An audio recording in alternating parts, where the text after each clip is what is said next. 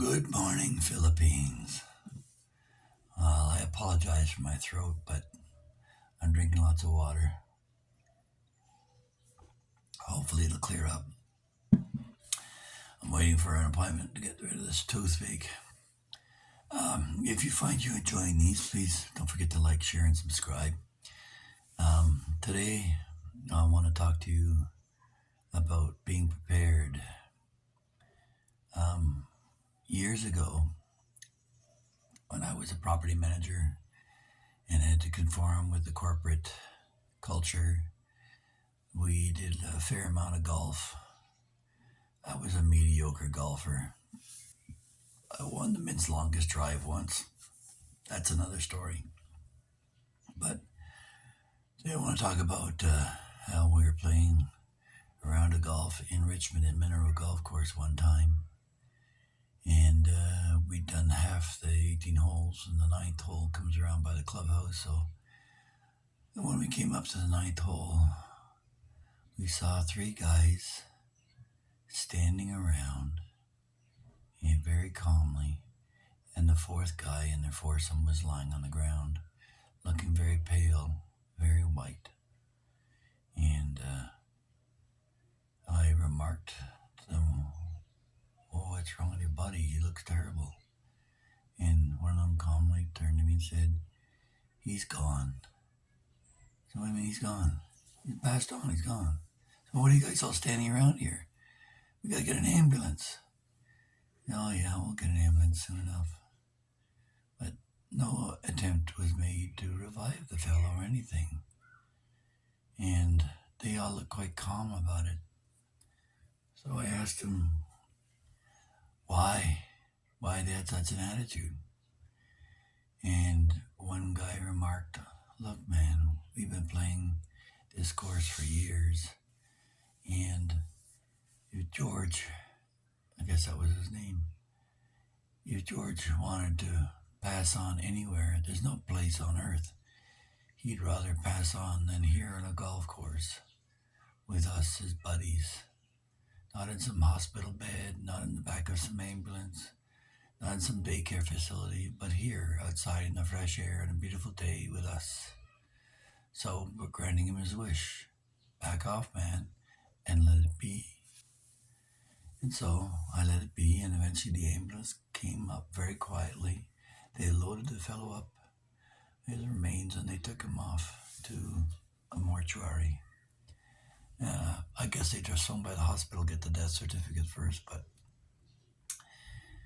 it made me realize that you have to be ready. Death can come at any time, and maybe these thoughts come to me more now as I get older, and it's more likely to happen than not. But having said that, remember always that a grave is a permanent thing, but a rut is just a grave with the ends kicked out. If you find yourself stuck in a situation, maybe you feel trapped with your Filipina and can't escape. Or maybe you're in America and only wish you could be with your Filipina. If you're retired and you have an income, it's time for those dreams to come true. You worked hard all your life, I assume. If you didn't, kudos to you. You got away with it. But the fact is that if you're retired now, it's time for you to prepare for your final resting place and to be where you want to be it a golf course, a beach, a mountaintop, whatever you decide. Whether it could be, as Christy Alley said, her ideal dream of death would be to be riding naked on a Harley, driving headlong into a Greyhound bus. But whatever it would be, you should be at peace with yourself. And I guess one of the things I find most unsettling here are the number of bloggers who are out there at constant battle with each other. And when I point it out, they try and suck me in, and I have made commentary in the past about that.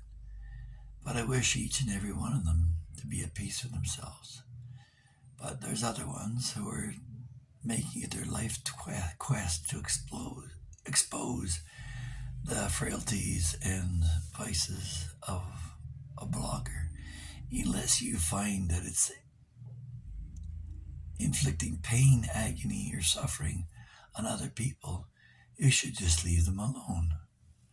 All of us have our past, myself included.